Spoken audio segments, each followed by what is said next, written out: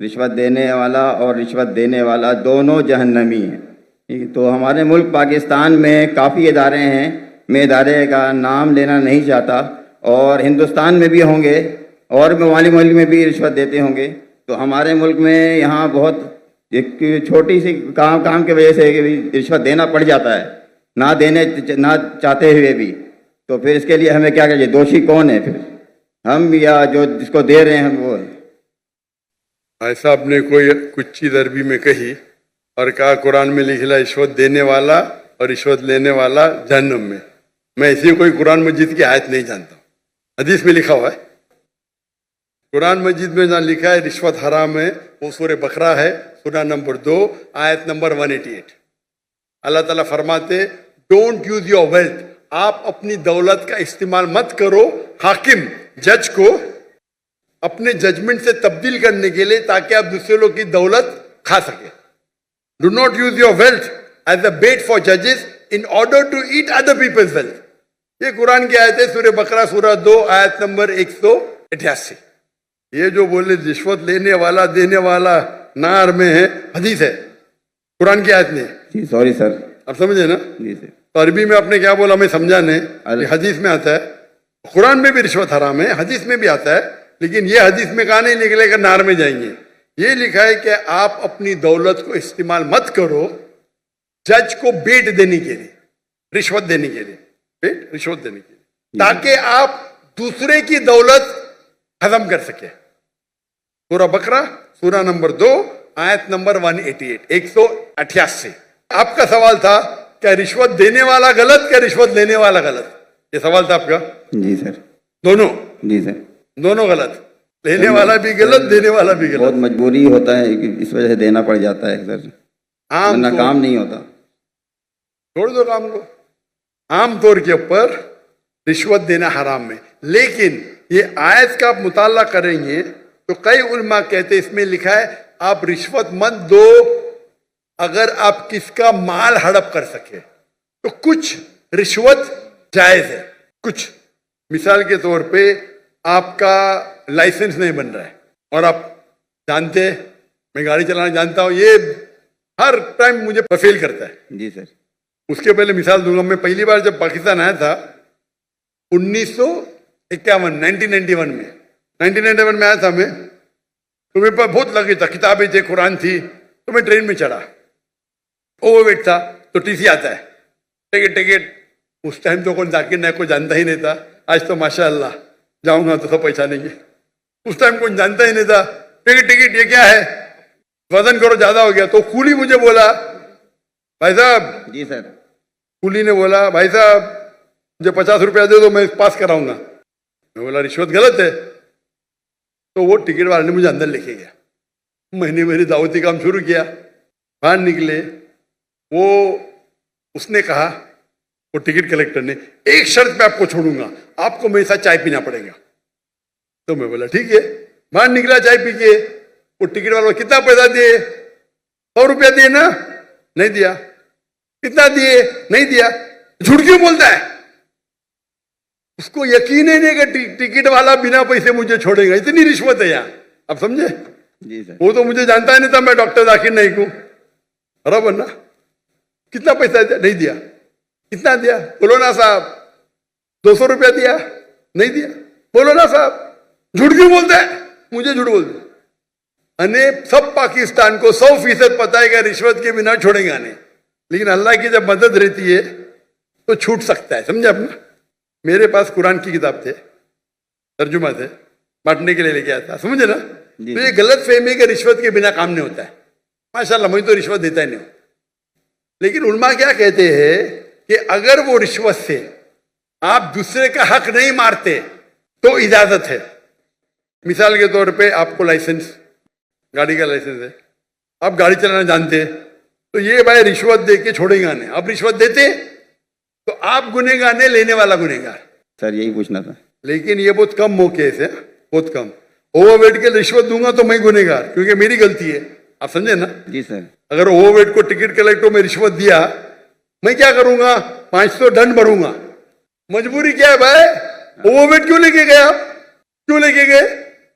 अभी आपको मिसाल दूंगा, मैं आ रहा था, हमारा 1000 किलो था, पीआई के मैंने सीईओ से बात किया, नाम नहीं लेता हूं, कौन, सीईओ, कंट्री मैनेजर से बात किया, डॉक्टर साहब आपके लिए कुछ भी करूंगा। मैं बोला ठीक है भाई, 6 लोग जा रहे थे, मैंने बोला भाई 500-600 किलो ज्यादा है, हाँ हाँ डरो मत, मुझे 50% डिस्काउंट दूंगा। मैं बोला भाई 50% डिस्काउंट के बदले में और 4 लोग को लेके आऊं, और सस्ता पड़ेगा ना। बोला देने का तो फ्री दे, मतलब मत दे, ठुकरा दिया मैंने। पीआई पाकिस्तान एयरलाइन, अरे इंडियन में कोई भी गैर मुस्लिम मुझे देखेगा तो फ्री में छोड़ेगा, ये है इंडिया। गैर मुस्लिम डॉक्टर जाकिर नाइक को देखेगा 1000 किलो 2000 किलो छोड़ देता है, ये पाकिस्तान है। गवर्नमेंट का गेस्ट हूं मैं, मेरे वीजा पे लिखा स्टेट गेस्ट, और आपका सीईओ पाकिस्तान का बोलता है 50% डिस्काउंट देगा, चार्ज कर रहे 110 रिंगेट 1 किलो का।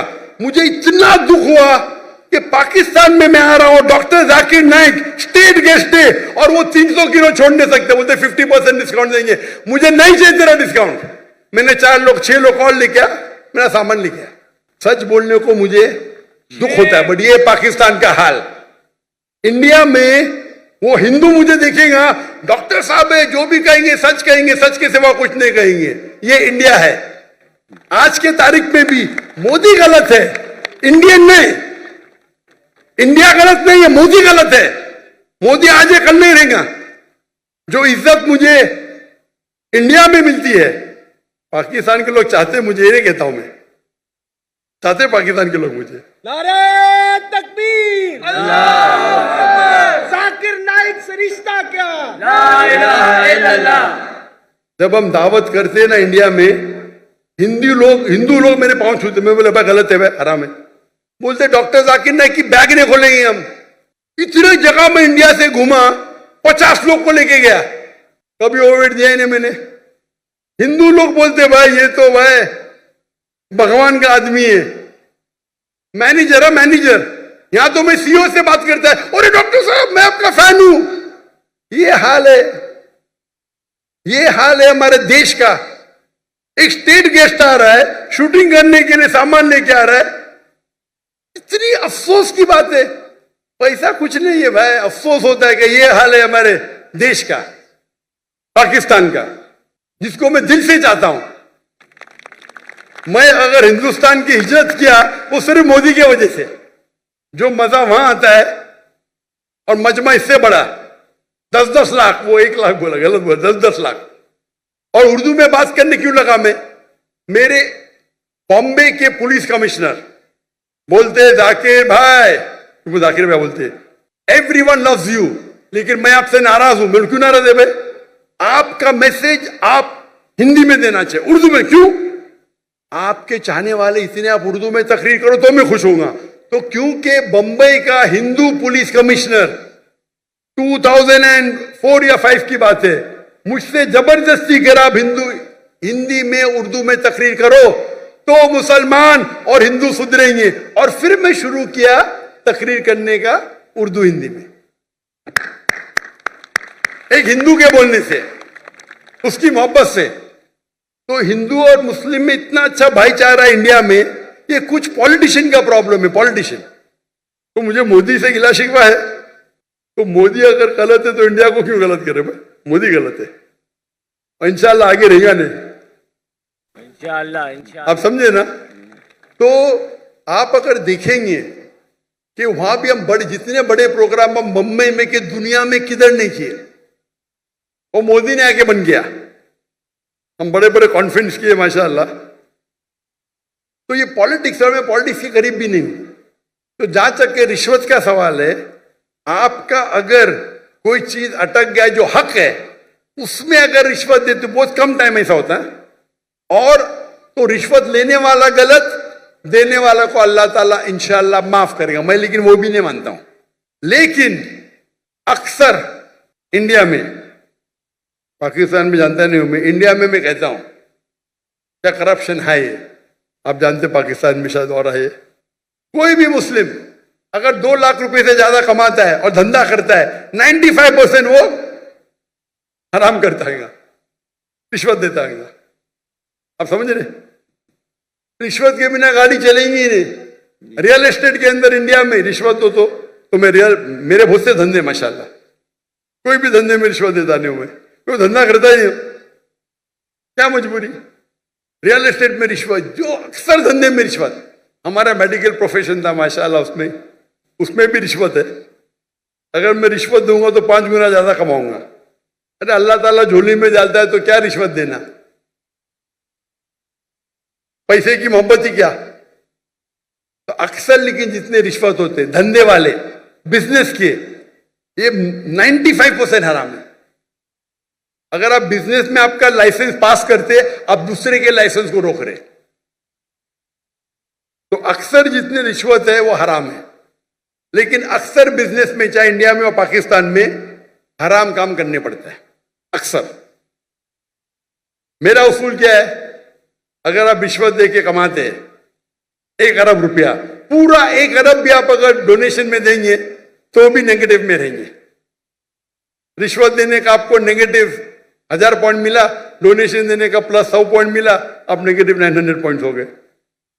इसीलिए अल्लाह ताला फरमाते हैं गरीब इंसान को जन्नत में जाना आसान है, अमीर इंसान की हिसाब किताब होगी।